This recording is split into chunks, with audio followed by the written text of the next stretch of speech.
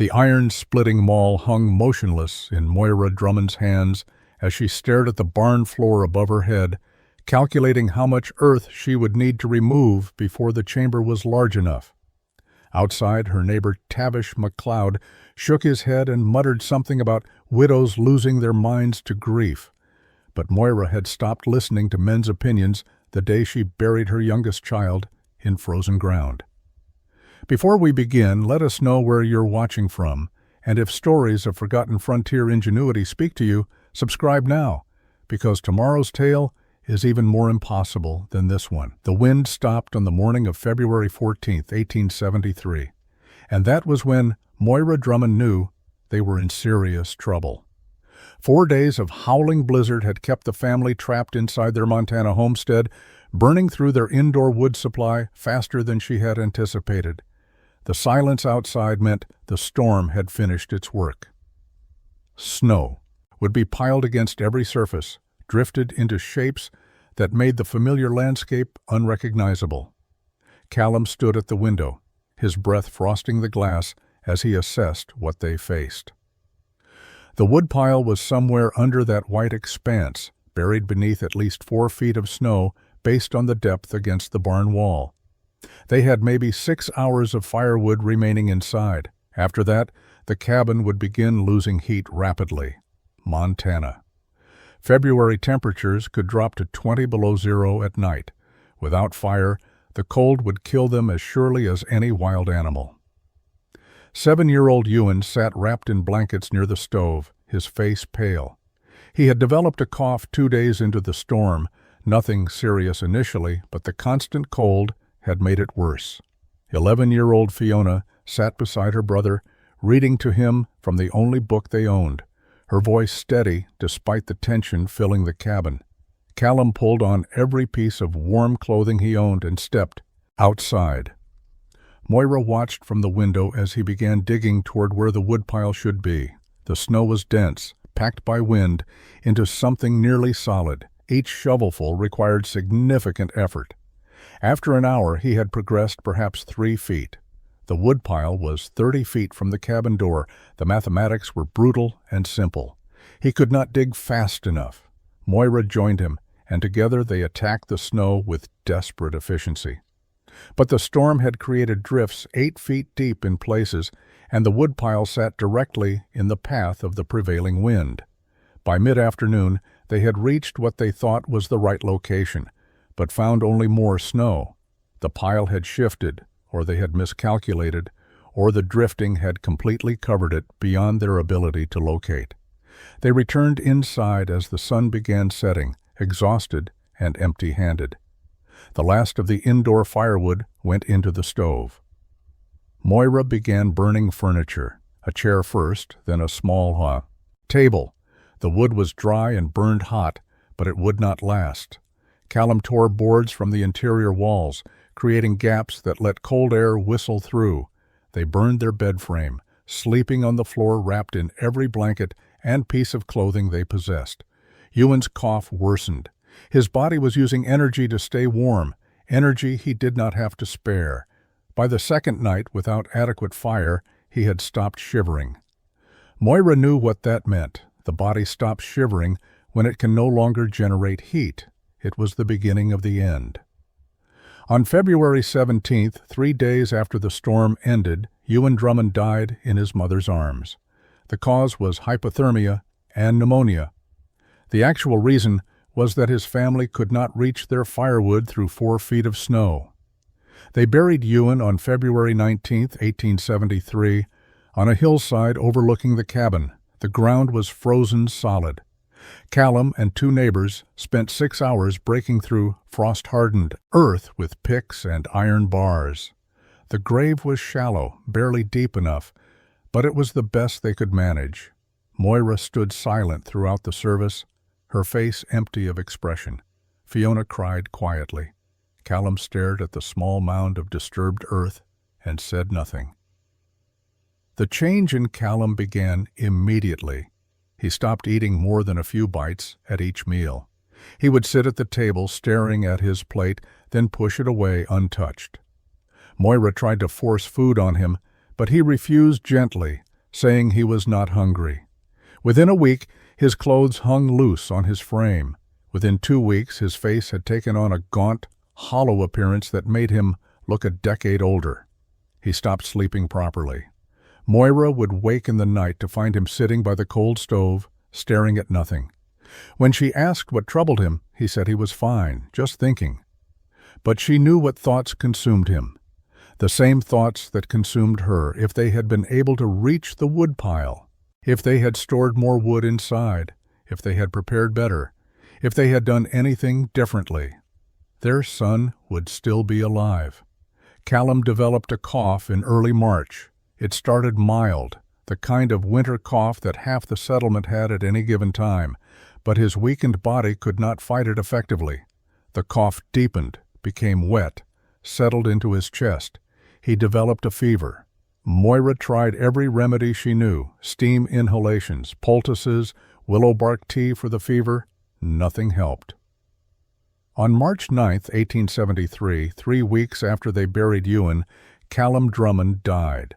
The doctor from the settlement listed pneumonia as the cause. Moira knew better. Her husband had died from guilt and grief. He had stopped fighting because he believed he had failed to protect his son. The pneumonia simply finished what despair had started. They buried Callum next to Ewan on the hillside. The ground was slightly softer now, early spring beginning to loosen winter's grip. Fiona stood beside her mother, dry-eyed and silent. She had not spoken since her father's burial began. Not a word, not a sound. Moira recognized the silence as a form of shock, a retreat inward where the pain could be contained and controlled. Moira stood between the 2 graves after the neighbors left, looking down at the disturbed earth. 2 deaths in less than a month. A son and a husband, taken by winter in different ways, but from the same root cause. The inability to maintain fire, the failure of their wood storage system to function when they needed it most. A problem so fundamental, so basic, that it seemed impossible it could kill. But it had. And Moira knew with absolute certainty that unless something changed, it would kill others. Spring came to Montana Territory with its usual reluctant progress. Snow melted slowly, revealing the landscape that had been hidden for months. Moira Drummond watched the change with unusual focus, paying attention to things she had never particularly noticed before. Where water pooled and where it drained, which structures remained dry and which showed moisture damage. How the earth absorbed or rejected the snowmelt depending on composition and grade. She began visiting neighbors, ostensibly to thank them for their help during her family's crisis. But her real purpose was observation. She examined how each homestead stored firewood. Most kept massive piles stacked against their cabin or barn walls, exposed to weather but convenient to access. Some built simple roofed sheds, open on one side, that kept rain and snow off the top layers but provided little real protection. A few brought wood inside, storing it in corners or small attached rooms, but this created problems with moisture, insects, and reduced living space. Moira visited Tavish McLeod's property and noted his woodpile was still partially frozen together from winter ice, despite the warming temperatures. She visited Rory Buchanan's place and saw his shed-stored wood showed signs of rot on the bottom layers where ground moisture had wicked upward. Every system had flaws.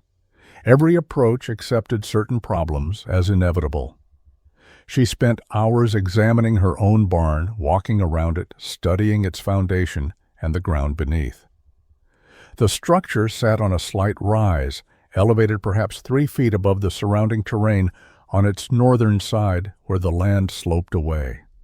The elevation provided natural drainage. Water from rain or snowmelt flowed away from the barn rather than pooling around its base. Moira began sketching ideas using charcoal on the interior barn walls. She drew cross-sections of underground spaces, trying to visualize how large a chamber would need to be to store a winter's worth of wood. A cord of firewood measured 4 feet high by 4 feet deep by 8 feet long. A Montana winter required approximately 5 to 6 cords. That meant she needed space for at least 160 cubic feet of stacked wood, plus room to move and access it. The idea solidified slowly over weeks of observation and thought. She would excavate a chamber beneath the barn floor large enough to store a full winter's firewood supply. The barn structure overhead would keep the space completely dry. The earth walls would provide insulation and temperature stability. A proper entrance would allow easy access regardless of snow depth or weather conditions. The system would solve every problem that had killed her son.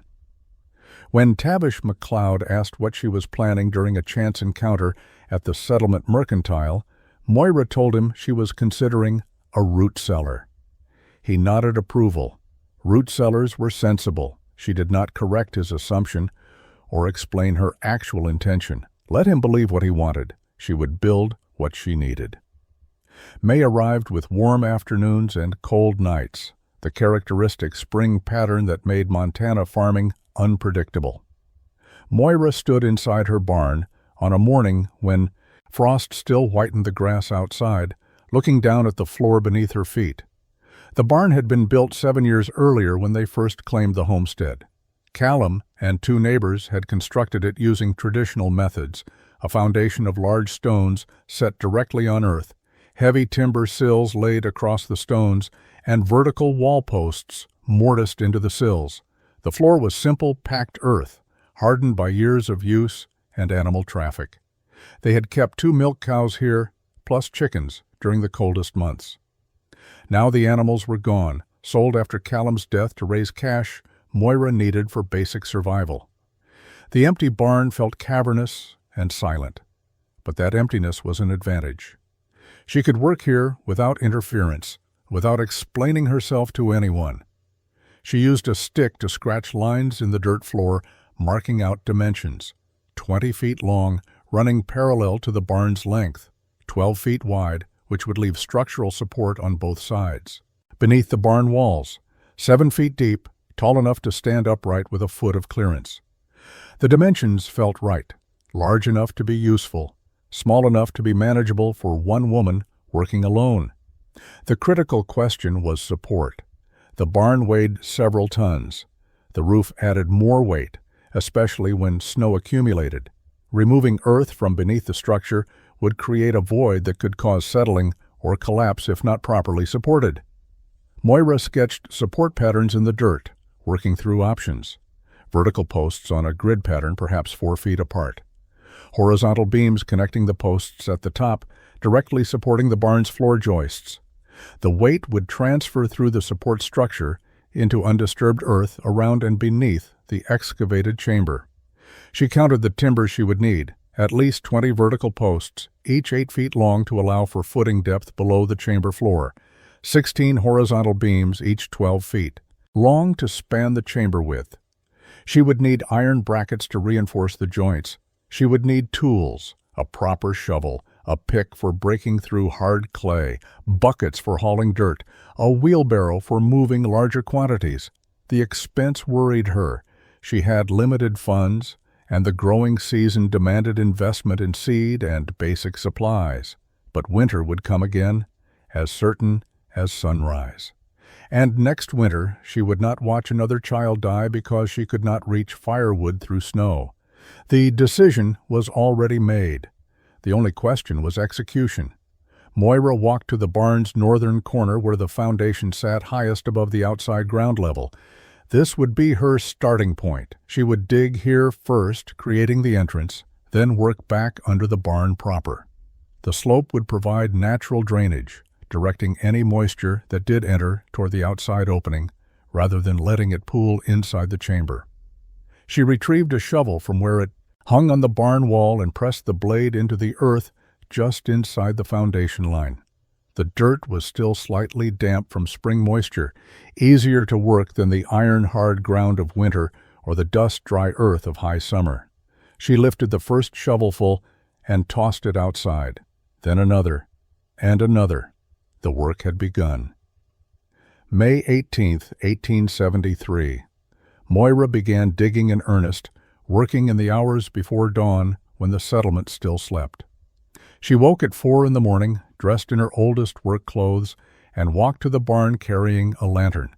The pre-dawn darkness provided privacy. She did not want an audience for this work, did not want to explain or justify what she was doing until the chamber was too far advanced to abandon. The earth at the barn's northern corner was a mixture of clay and small stones, dense but workable. She established a rhythm, drive the shovel blade in with her foot, lever the handle back, lift and toss the dirt outside. Each shovelful represented perhaps 5 pounds of material. She needed to remove approximately 20 tons of earth to create the chamber she envisioned. The mathematics were daunting, but she refused to think about the total. She focused on the immediate. This shovelful, then the next, then the next. By the time sun rose above the eastern hills, she had excavated a pit roughly 4 feet square and 2 feet deep. Her shoulders ached, and her hands were developing blisters despite the calluses from years of farm work. She covered the pit with boards, scattering loose straw over them to make the covering less obvious. Then she returned to the cabin, prepared breakfast for Fiona, and began the day's regular work, tending the garden, caring for the chickens, mending clothes, preparing meals. She returned to the barn each evening after Fiona went to bed, working by lantern light for 2 or 3 hours before exhaustion forced her to stop. The pit grew deeper and wider. She hit bedrock at 7 feet down and shifted her excavation sideways, beginning to tunnel back under the barn proper. This was the dangerous part. She was now removing earth from beneath the structure's foundation. If she miscalculated, if she removed too much support too quickly, the barn could settle or collapse. Moira worked carefully, leaving thick pillars of undisturbed earth every few feet to support the weight above. She would replace these earth pillars with timber posts later, but for now, they were essential. The excavation began taking shape, a rough rectangular space extending back under the barn floor, still small, but showing the outline of what it would become. On June 2nd, Tavish McLeod stopped by the Drummond property to return a borrowed tool. He noticed dirt piled outside the barn's northern corner, more dirt than a simple root cellar would produce. He walked over to investigate and found the covered pit. He lifted one of the boards and peered down into darkness, seeing the excavation extending back under the barn foundation. That evening, McLeod mentioned his discovery at the settlement's informal gathering place, a combination mercantile and meeting hall run by Duncan Fraser. Within 2 days, everyone in the scattered community knew that the Drummond widow was digging under her barn. The speculation began immediately. She was building an elaborate root cellar. She was creating a hiding place for valuables. She was excavating a well in the strangest possible location. She was, according to some opinions, simply losing her mind to grief. Tavish McLeod started a betting pool on when the barn would collapse. 5 men contributed money, wagering on dates ranging from June to September. No one bet that the barn would survive. Moira ignored the talk and focused on the engineering problems before her. She had no formal training in construction or excavation, but she had grown up watching her father work stone and timber in Scotland. Magnus Brennan had been master mason who built foundations that lasted centuries. He had taught his daughter to see how weight flowed through structures, how forces distributed themselves, how materials behaved under stress. She remembered him explaining the principle of the arch, how properly shaped stone could support massive weight by directing force outward and downward into stable foundations. She remembered watching him shore up a collapsing basement wall by installing a series of timber posts that transferred the building's weight around the damaged section. The specifics of her current project were different, but the principles remained constant. Moira began installing support posts, working from the back of the excavation forward. She selected pine logs 8 inches in diameter, straight and free of major defects. She cut them to precise lengths, 8 feet tall to allow for a footing below the chamber floor and headroom above. For each post, she dug a footing hole 2 feet deep in undisturbed earth beneath the chamber, creating a stable base that would not settle or shift. She positioned the posts on a grid pattern, 4 feet apart in both directions. This spacing meant that each post supported approximately 16 square feet of barn floor, a manageable load, even accounting for roof weight and snow accumulation. She checked vertical alignment carefully using a plumb line made from string and a stone, ensuring each post stood perfectly upright. The horizontal beams presented a greater challenge. She needed timbers strong enough to span 12 feet without sagging under load, but light enough that she could lift and position them working alone. She settled on hewn beams 6 inches square, cut from dense pine heartwood. Each beam weighed approximately 80 pounds. She could not lift them overhead, but she could drag them into position and lever them upward using a simple pulley system rigged from the barn's existing roof beams. Joining the vertical posts to the horizontal beams required careful work. Moira cut mortise joints at the top of each post, rectangular slots 2 inches deep that would accept the beam ends. She shaped corresponding tenons on the beam ends, creating projections that fit tightly into the mortises. When assembled, the joint locked together under the weight from above, becoming stronger as more load was applied. She reinforced critical joints with iron brackets purchased from Duncan Fraser's Mercantile. The brackets were expensive, but they provided insurance against joint failure. She positioned them at corners and at points where multiple beams intersected, creating a rigid framework that would not rack or shift. The support grid took shape slowly over 3 weeks of intensive work. By late June, she had installed 24 vertical posts and 16 horizontal beams, creating a framework that carried the barn's weight independently of the earth she was removing. She tested the system by excavating the earth pillars she had left initially, carefully removing the temporary supports and watching for any settlement or movement in the structure above. The barn remained solid and level. June 28, 1873. Moira emerged from the barn at mid-morning, her dress covered in clay dust, her face streaked with dirt and sweat. She was hauling buckets of excavated earth to a pile behind the barn where she planned to use it for garden fill. The work was exhausting and repetitive, but necessary. Every bucket removed meant more storage space below. Tavish McLeod chose that moment to ride past with 2 other men from the settlement, heading to check their cattle in the high pastures. They reined in their horses and watched Moira work, their expressions ranging from amusement to concern. McLeod called out, asking how the project was progressing. Moira replied that it was coming along fine. One of the other men asked if she was worried about the barn collapsing. She said she was not worried, in the slightest. After they rode on, she heard laughter carrying back on the wind. She returned to the barn and resumed digging. Their opinions meant nothing. Their laughter changed nothing. The work continued regardless of what anyone thought. By early July, the entire settlement had formed opinions about Moira's project. At the Mercantile, men gathered to discuss the widow's folly. Some thought she was building an elaborate hiding place, perhaps for money or valuables she feared being stolen. Others believed she was creating a storm shelter, though why anyone would dig under a barn instead of near the house remained unexplained. A few suggested she was simply keeping busy to avoid thinking about her losses, and the specific nature of the project mattered less than having something to occupy her time. Duncan Fraser, who ran the Mercantile and extended credit to most families in the area, made a business decision. He informed Moira that he could no longer offer her credit for supplies. His reasoning was straightforward. She was spending money on timber and iron hardware for a project that would likely fail, leaving her unable to pay her debts. He needed to protect his business. Moira accepted the decision without argument and began paying cash for everything she purchased.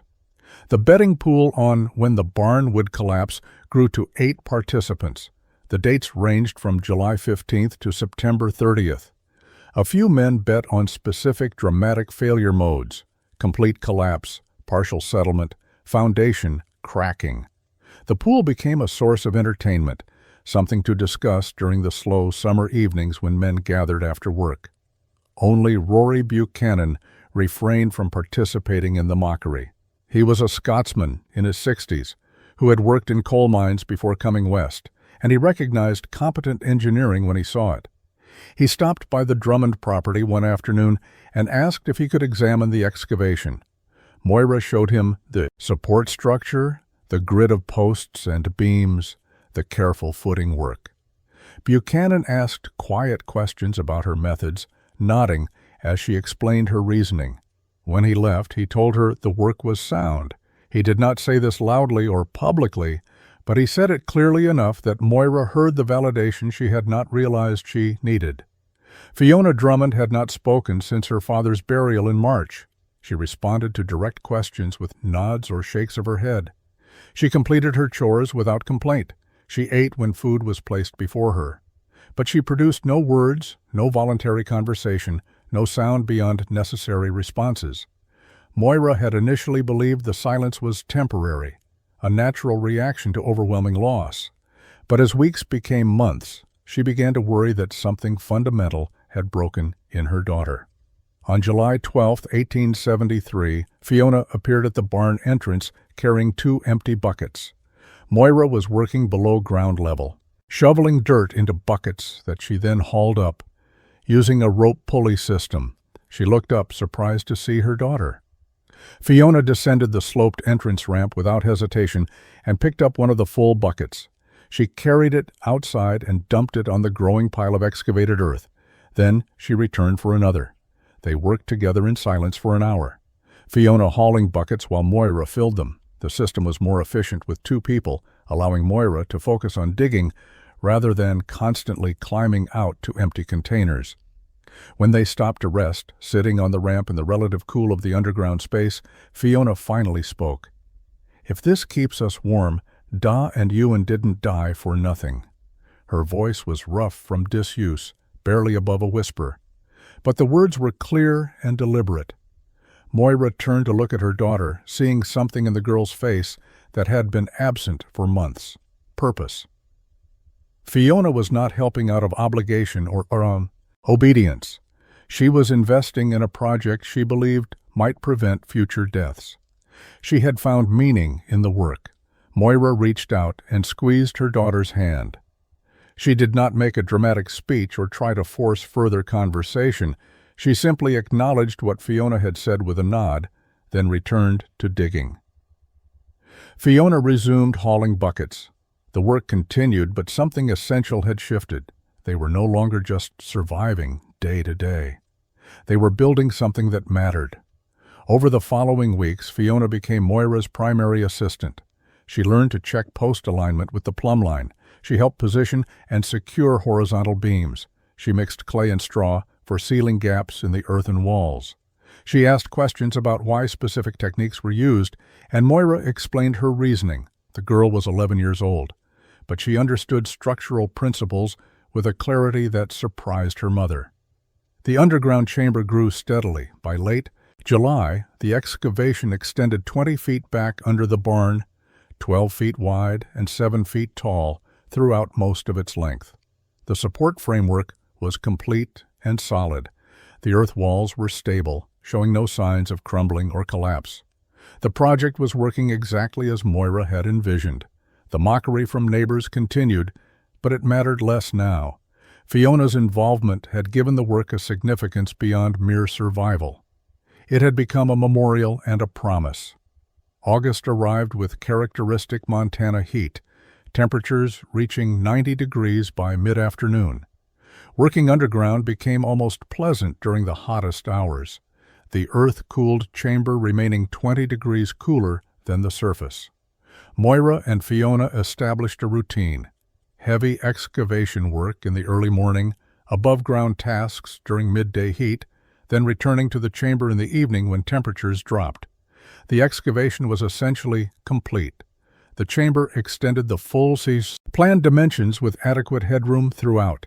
But the floor was uneven earth, still damp in places from groundwater seepage. Moira knew that storing firewood directly on dirt would create problems. Moisture would wick upward into the bottom layers of stacked wood, promoting rot and reducing burn efficiency. She needed a proper floor system. She began gathering flat stones from the creek bed half a mile from the homestead. The work was tedious and physically demanding. Each stone weighed between 10 and 40 pounds. She selected pieces that had at least one flat surface, rejecting rounded river rocks in favor of stones with angular edges that would fit together tightly. She and Fiona hauled stones in a borrowed wagon, making multiple trips over several days until they had accumulated enough material. Laying the stone floor required careful attention to drainage patterns. Moira wanted any water that entered the chamber to flow toward the entrance rather than pooling in the interior. She established a slight grade, making the back of the chamber approximately 4 inches higher than the entrance. The slope was barely perceptible, but sufficient to direct water movement. She began at the rear wall and worked forward, fitting stones together like a puzzle. Large pieces formed the primary surface, while smaller stones filled gaps. She used clay mixed with sand as mortar, packing it between stones to create a relatively smooth surface. The work progressed slowly, perhaps 20 square feet per day of careful placement and adjustment. 3 weeks into the floor work, a heavy rainstorm tested her drainage planning. Water ran down the entrance ramp and pooled at the chamber's threshold. Moira watched with growing concern as the pool expanded, threatening to flood the interior. Her drainage slope was insufficient. Water was finding the path of least resistance, which was straight into the chamber rather than away from it. She spent the next 4 days redesigning the entrance drainage. She dug a channel along the outside edge of the ramp, creating a trench that directed water around the entrance rather than into it. She lined the trench with stones to prevent erosion. She adjusted the floor grade near the entrance, creating a slight ridge that water would have to flow over to enter the chamber. When the next rain came, the water flowed harmlessly away. The floor was finished by late August. Stone covered the entire chamber surface, laid with minimal gaps and proper drainage. Moira built raised platforms from scrap lumber, creating frameworks that would hold stacked firewood 6 inches above the stone floor. Air could circulate beneath and around the wood, preventing moisture accumulation even if minor seepage occurred. The earthen walls of the underground chamber were stable, compressed clay that showed no tendency to crumble or slough. But Moira understood that leaving them as bare earth was asking for eventual problems. Clay dried and cracked over time. Exposed soil attracted burrowing insects and small animals. Water seepage could undermine sections, creating weak points that might fail under stress. She decided to reinforce the walls selectively rather than covering every surface. Critical areas, corners, the sections near the entrance where foot traffic would brush against them, and any places where she noticed minor instability would receive stone facing. The remaining wall surface would be left as packed earth, reducing both labor and material costs while still providing adequate long-term durability. Stone facing the walls required different technique than laying the floor. She needed to create vertical surfaces that would remain stable without mortar in most areas. She selected flat stones and fitted them together like masonry, creating interlocking patterns where each stone's weight helped hold its neighbors in place. She used minimal clay mortar only at corners and stress points. The work revealed an unexpected problem. As summer progressed and exterior temperatures remained high, the underground chamber became noticeably humid. Water vapor from the surrounding earth was condensing on the cooler stone surfaces, creating a damp environment that would eventually damage stored wood. Moira needed ventilation to move air through the space and reduce moisture levels. She designed a simple but effective system. Using a 4-inch diameter pipe made from hollowed pine logs, fitted end to end, she created a vent shaft that ran from the chamber's rear corner up through the barn floor. The shaft emerged in the barn's interior, concealed behind stored equipment where it would not be immediately obvious. She topped the interior opening with a simple wooden cover that could be adjusted to control airflow. The physics were straightforward. Warm air in the chamber would rise through the vent shaft, drawing cooler air in through the entrance. This circulation would prevent moisture accumulation, while maintaining the chamber's stable temperature. She tested the system by lighting a small fire in a metal bucket at the chamber's rear. Smoke was drawn toward the vent shaft and up through the barn floor, confirming proper airflow. By early September, the chamber walls were complete. Stone facing protected vulnerable areas, while most surfaces remained as stable, packed earth. The ventilation system functioned perfectly, keeping humidity low despite the surrounding damp soil. The space was ready for its intended purpose. Moira stood in the center of the completed chamber looking around at what she had built. 20 feet long, 12 feet wide, 7 feet tall. Stone floor, reinforced walls, proper drainage, effective ventilation, solid support structure. The barn sat undisturbed overhead. The chamber was built, but accessing it efficiently remained a critical design challenge. Moira had created the entrance as a simple sloped ramp, descending from outside ground level down to the chamber floor, a grade of approximately 20 degrees over 12 feet of length. The ramp worked adequately for construction, allowing wheelbarrows and tools to be moved in and out. But for daily firewood retrieval during winter, she needed something better. The problem was carrying capacity versus safety. A person could carry perhaps 30 pounds of split firewood comfortably, maybe 40 pounds if necessary. But navigating a sloped ramp while carrying an awkward armload of wood, especially in dim light, or when the ramp might be damp or icy, created significant risk of falling. She had not built this chamber to trade death by freezing for death by broken neck. She widened the ramp to 5 feet across, giving room to maneuver safely even when carrying loads. She built a handrail on one side using a peeled pine pole mounted on brackets driven into the earthen wall. The rail was positioned at waist height for Moira, perhaps slightly high for Fiona, but still usable. It provided something to grab if balance became uncertain. The entrance itself needed a door, both for security and weather protection. During winter, wind-driven snow could accumulate in the chamber if the entrance remained open. Additionally, the thermal advantage of underground storage would be compromised if cold air flowed freely in and out. She built a heavy door from thick planks, mounted on iron hinges, designed to seal tightly against a frame set into the ramp walls. The door opened outward rather than inward. This detail was critical. If snow accumulated against an inward opening door, it could become impossible to open from inside.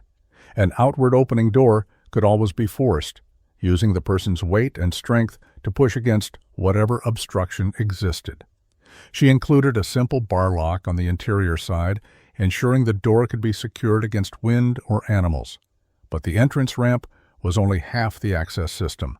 Moira wanted the ability to retrieve firewood without leaving the barn interior during severe weather. She designed a second access point, a trap door in the barn floor directly above the chamber's center. The trapdoor measured 3 feet square, large enough to pass wood through easily, but small enough that its opening would not compromise the barn floor's structural integrity. Creating the trapdoor required careful work. She cut through the barn's floorboards between existing joists, preserving the structural framework while creating an opening. She built a frame around the opening and constructed a fitted cover that sat flush with the surrounding floor when closed. Iron hinges allowed the cover to swing upward. A rope handle recessed into the cover's surface provided a grip for opening.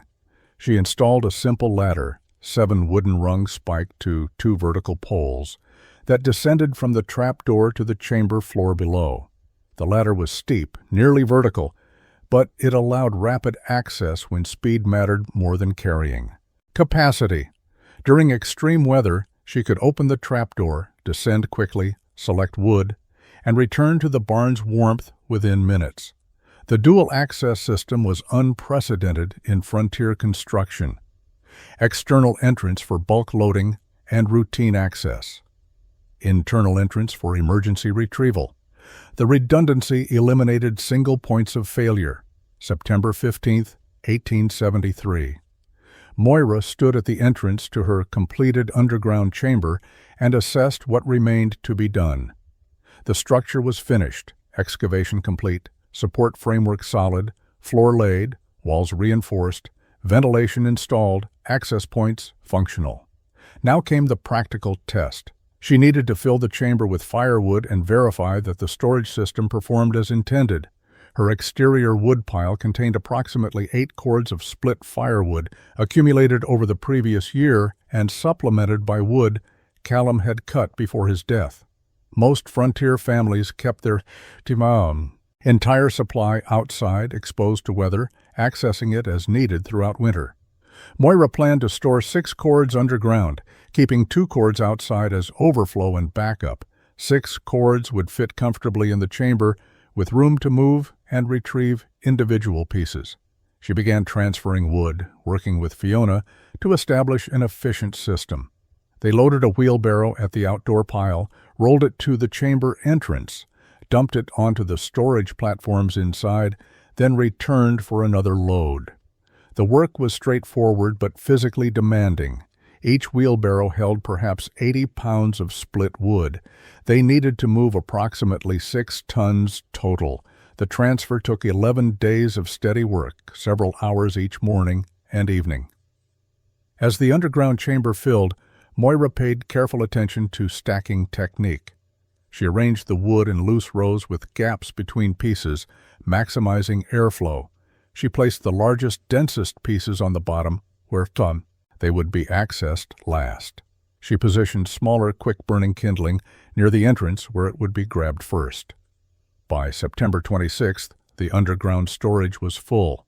6 cords of split firewood sat on raised platforms in the earth-sheltered, barn-protected chamber. The wood was completely dry, having been split and seasoned the previous year. The underground environment would maintain that dryness indefinitely, protected from rain, snow, and ground moisture by the stone floor, proper ventilation, and the barn structure overhead.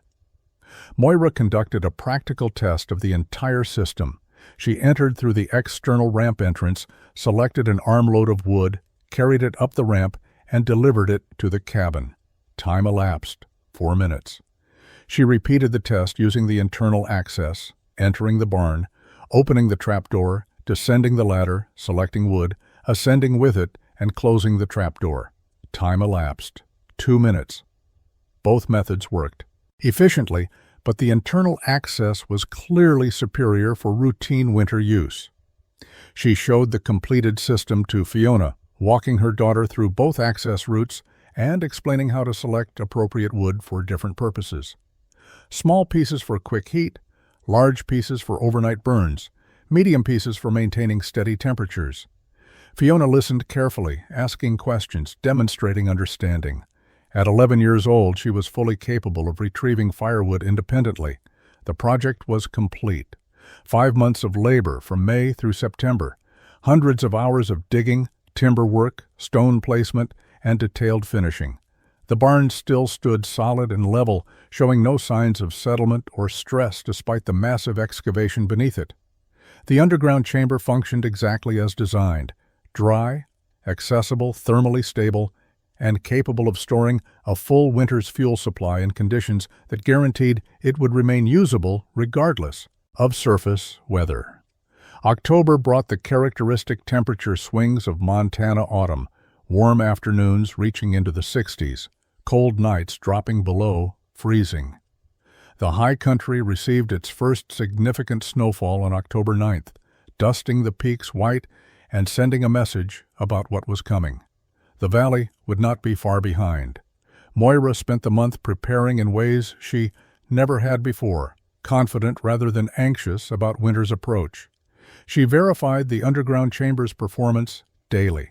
Temperature inside remained steady at approximately 50 degrees, regardless of outside fluctuations. Humidity stayed low thanks to the ventilation system. The firewood showed no signs of moisture accumulation or degradation. The storage platforms remained stable and level. Every aspect of the system functioned properly. On October 23rd, the valley received its first snow. 3 inches fell overnight, melting by mid-afternoon, but leaving the ground cold and the sky promising more. Moira watched the snow accumulate from the cabin window, feeling no anxiety. Her firewood was secure, accessible, dry. The desperation that had defined previous winters was absent. She demonstrated the system to Fiona that evening, wanting her daughter to experience firewood retrieval under actual winter conditions, even if the snow was minor. They walked to the barn together, Fiona carrying a lantern. Inside, Moira opened the trapdoor and descended the ladder. The underground chamber was noticeably warmer than the barn interior, the earth's insulation creating a comfortable microclimate. She selected several pieces of seasoned oak, passed them up to Fiona, then climbed out and closed the trapdoor. Total time from entering barn to returning to cabin with firewood, less than 3 minutes. No exposure to wind or precipitation, no digging through snow, no struggling with frozen wood or ice-covered paths. Just a simple descent, selection, and return. Fiona looked at her mother with an expression that mixed understanding and something else, perhaps the beginning of pride in what they had accomplished together. Word of the system's functionality began spreading through the settlement, though not through Moira's effort. Tavish McLeod had apparently been watching the Drummond property, waiting for the barn to collapse as his betting pool predicted. When first snow came and the structure remained solid, he rode over to investigate. Moira was not home, but he examined the exterior entrance, noted the completed door and ramp, and saw the system was operational. McLeod mentioned his observations at the Mercantile that evening. The barn had not collapsed. The widow's project was apparently finished. She had created some kind of underground storage space, and it seemed to be functional. The betting pool dissolved without a winner, since all bets were on collapse dates that had passed. Men who had wagered money demanded it back, arguing the pool was based on false premises. Rory Buchanan asked McLeod if he had actually seen inside the chamber. McLeod admitted he had not. Buchanan suggested that perhaps judgment should be reserved until someone understood what had actually been built. The conversation died without resolution, but the tone had shifted. Mockery was giving way to curiosity. The impossible project was proving possible after all. November 6, 1873. The sky turned the color of old iron, a flat gray that extended horizon to horizon without break or variation. The air pressure dropped noticeably, creating a sensation in the ears like being underwater. The wind shifted to the northwest, carrying the smell of snow and cold from the distant mountains. Moira recognized these signs immediately. A major storm was building, the kind that could bury the valley under several feet of snow and trap families in their homes for days. She spent the afternoon in final preparations, checking supplies and ensuring everything essential was accessible. The underground chamber held 6 cords of firewood, more than enough for any storm. The cabin had adequate food stores. The chickens were secured in their coop with extra feed and water. Fiona helped without being asked, moving through tasks with practiced efficiency. They were ready. The snow began falling at dusk, light flakes at first, then heavier.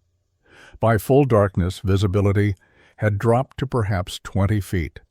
The wind increased steadily, driving the snow horizontally, creating drifts that formed and reformed in constantly shifting patterns. Moira kept the cabin fire burning steadily, feeding it with wood retrieved earlier in the day. The interior remained warm and comfortable while the storm built its fury outside. By morning, the world had disappeared into white chaos. Snow was still falling heavily, and the wind had reached velocities that made any outdoor activity dangerous.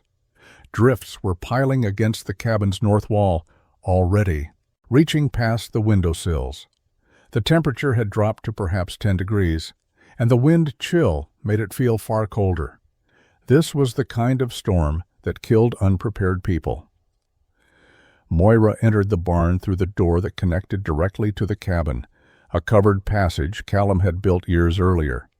Inside the barn, she opened the trapdoor and descended into the underground chamber. The contrast was striking. Above ground, a blizzard raged with life-threatening intensity. Below ground, calm and relative warmth prevailed. The temperature was stable at 50 degrees. The air was still. The firewood sat exactly as she had stacked it weeks earlier, completely dry and immediately usable. She selected wood for the day's burning, passed it up through the trapdoor, and climbed out. The entire process took perhaps 5 minutes. She returned to the cabin with an armload of premium seasoned oak, the kind of wood that burned hot and long. Fiona helped stack it near the stove.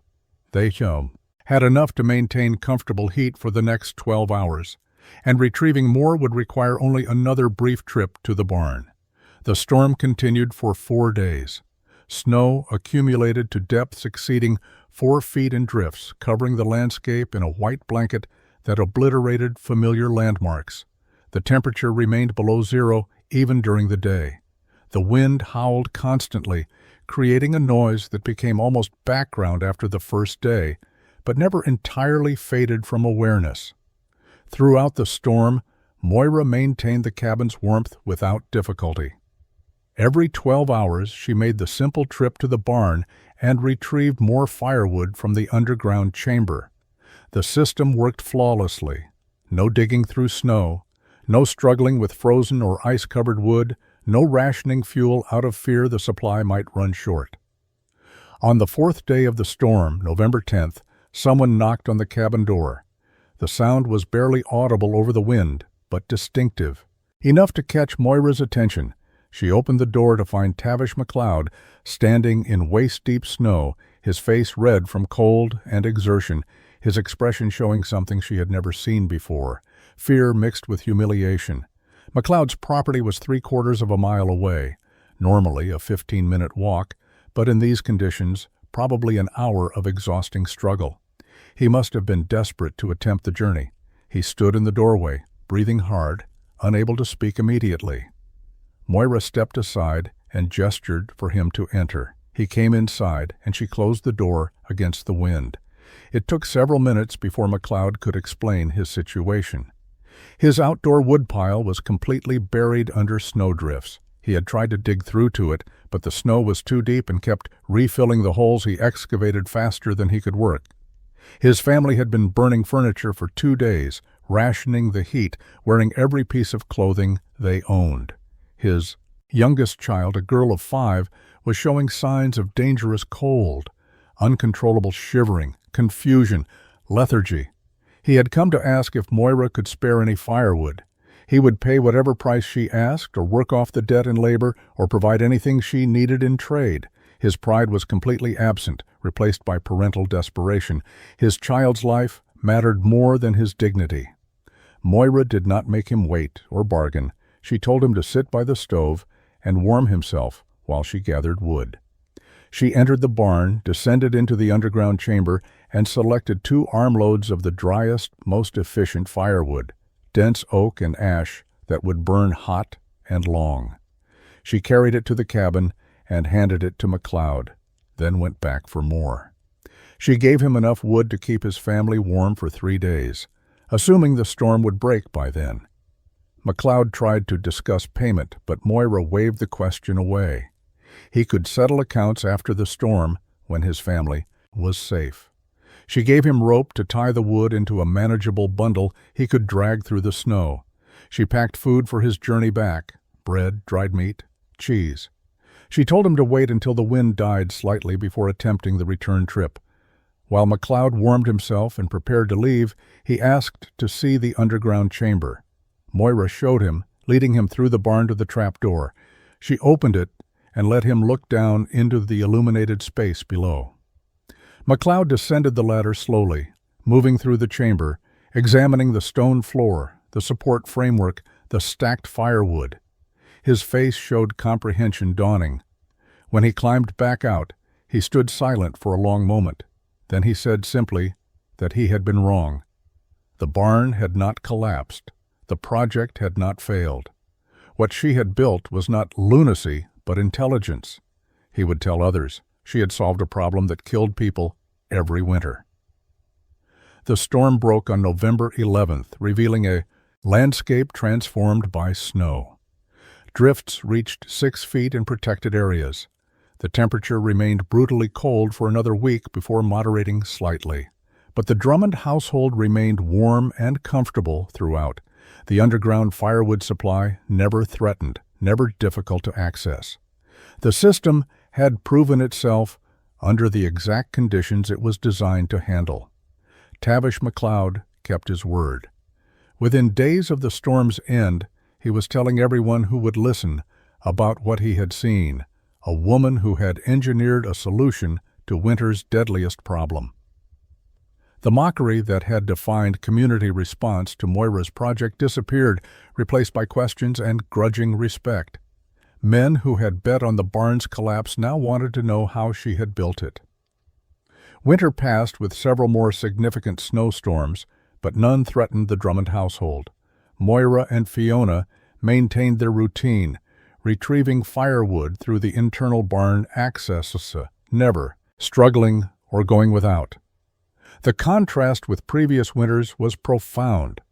What had been a source of constant anxiety and periodic crisis had become simply a managed aspect of daily life. Spring arrived in late March 1874. As snow melted and the valley returned to life, Rory Buchanan stopped by the Drummond property with a request. He was planning to build a new barn that summer and wanted to incorporate an underground wood storage chamber. Could Moira advise him on the design and construction? Would she be willing to share the techniques she had developed? Moira agreed without hesitation. She had not built the chamber to keep secrets or gain advantage. She had built it to survive, and if others could benefit from what she had learned, that was entirely acceptable. She spent an afternoon with Buchanan, sketching plans, explaining support requirements, discussing drainage and ventilation. He listened carefully, taking notes, asking intelligent questions born from his mining experience. By early summer, Buchanan had begun excavating his own underground chamber. The work progressed faster than Moira's had, partly because he had her knowledge to build on, partly because he enlisted help from 2 of his sons. By August, his chamber was complete and functional. Word spread through the community. Other homesteaders began asking questions, visiting the Drummond property to see the original chamber, requesting consultations about adapting the design to their situations. Duncan Fraser, who had refused Moira credit the previous year, made a point of stopping by to apologize. He acknowledged that he had misjudged both her and the project. He offered to extend credit for any supplies she might need in the future and to stock materials specifically for underground chamber construction, since demand was clearly developing. Moira accepted the apology with neither warmth nor coldness, simply recognizing that Fraser was a businessman responding to changed circumstances. By autumn 1874, 3 more homesteads in the immediate area had constructed underground wood storage chambers using variations of Moira's design. Some were larger, some smaller, some incorporated root cellar functions, but all followed her core principles: earth insulation, overhead barn protection, proper drainage, effective ventilation, dual access points. By 1878, underground wood storage chambers had become standard features in new barn construction throughout the Montana settlements along the Yellowstone River tributaries. Builders who had initially dismissed Moira's innovation now incorporated similar designs in their projects, recognizing both the practical advantages and the selling point for homesteaders worried about winter survival. The technique was spreading organically, carried by word of mouth, and demonstrated effectiveness rather than any formal promotion. The chambers varied in specifics based on individual circumstances and preferences. Some homesteaders built larger spaces, incorporating storage for root vegetables alongside firewood. Others created smaller, more focused designs dedicated solely to fuel storage. A few ambitious builders constructed multi-room underground complexes, adding chambers for tools, preserved foods, and even emergency living quarters. But regardless of variations, all followed the fundamental principles Moira had established: proper support structures to prevent barn collapse, effective drainage to eliminate moisture problems, ventilation systems to control humidity, and dual access points for convenience and emergency use. The community began referring to these structures as Drummond chambers, though Moira herself never used that term and made no effort to claim credit. When asked about the naming, she typically deflected, pointing out that underground storage was hardly a new concept, and that she had simply adapted old techniques to a specific problem. But the name persisted because people needed a way to distinguish this particular design approach from standard root cellars or simple dugouts. Professional builders began offering underground chamber construction as a specialized service. Men with carpentry skills and experience in excavation could complete a basic chamber in 3 to 4 weeks, charging fees that most homesteading families could afford over time. The standardization of design meant that material lists and labor requirements became predictable, making the chambers a practical option even for families with limited resources. The technique spread beyond Montana. Homesteaders moving into Wyoming and Dakota territories carried knowledge of Drummond chambers with them, building similar structures in their new locations. Trading post operators and military fort commanders adopted the design for storing supplies in environmentally stable conditions. By the early 1880s, variations of the underground chamber concept appeared in settlements throughout the northern Rocky Mountain region and the upper Great Plains. The survival impact was difficult to quantify precisely, but certainly significant. Families with underground wood storage no longer faced the potentially fatal problem of inaccessible firewood during severe winter storms. The chambers eliminated one of the major causes of cold weather deaths on the frontier. Local doctors noted decreased instances of hypothermia and cold-related illnesses during the winters following widespread chamber adoption. The innovation was saving lives, though the exact numbers would never be known because survival, unlike death, often went unrecorded. Moira watched the spread of her design with quiet satisfaction. She had not set out to revolutionize frontier construction or save strangers. She had simply refused to accept that her son's death represented an unavoidable tragedy. The solution she built for her own survival had proven valuable to others, and that validation mattered even though she never spoke of it publicly. Moira Drummond died on March 12, 1896, at age 54. The cause was pneumonia, contracted during an unusually cold, late winter storm. She died in her cabin surrounded by Fiona, now a grown woman of 34 with children of her own, and several grandchildren who knew their grandmother primarily as a quiet, capable woman who had always seemed to understand how things worked. They did not know the full story of what she had built or why it mattered. Fiona inherited the homestead and maintained it carefully, keeping the barn and its underground chamber in good repair. The structure remained sound and functional more than 20 years after its construction. The support timbers showed no signs of rot or failure. The stone floor was still level and properly drained. The ventilation system continued moving air efficiently. The chamber had been built to last, and it was fulfilling that purpose exactly. As designed, Fiona's children played in the barn, occasionally descending into the underground chamber to retrieve firewood or explore the cool, dark space that remained comfortable even during summer heat. To them, it was simply a normal feature of their home, no more remarkable than the well or the chicken coop. They did not understand that their grandmother had invented it, that it had once been considered impossible or foolish, that it represented a solution to a problem that had killed their uncle before they were born. Across Montana and the surrounding territories, barns with underground chambers continued protecting families through brutal winters. The designs had evolved and improved over the decades, incorporating better materials and refined techniques, but the core concept remained unchanged: earth insulation, overhead protection, proper engineering and thoughtful access. The principles Moira had worked out through observation and necessity in 1873 were still valid in 1896 and would remain valid for as long as people needed to store firewood in harsh climates. The phrase "built like a Drummond chamber" had entered local vocabulary as a compliment, signifying construction quality and practical intelligence. Builders used it to describe any project that showed careful planning, solid execution, and attention to long-term functionality. The term had outlived its origin, becoming a standard of excellence divorced from the specific person who had inspired it. The story of Moira Drummond illustrates essential truths about frontier innovation. Solutions to deadly problems often came not from educated engineers or wealthy investors, but from ordinary people facing immediate necessity. Good ideas spread without formal mechanisms when they solved real problems that affected survival. And the most valuable innovations were frequently not dramatic inventions, but better methods for accomplishing fundamental tasks. What Moira built was neither a weapon, nor a tool, nor a machine. It was a better way to store firewood, nothing more.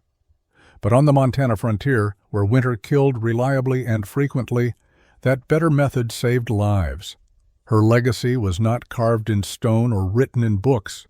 It was dug into earth, built from timber and clay, and scattered across hundreds of homesteads where families survived winters that might otherwise have killed them. The impossible had become routine, and that transformation was monument enough.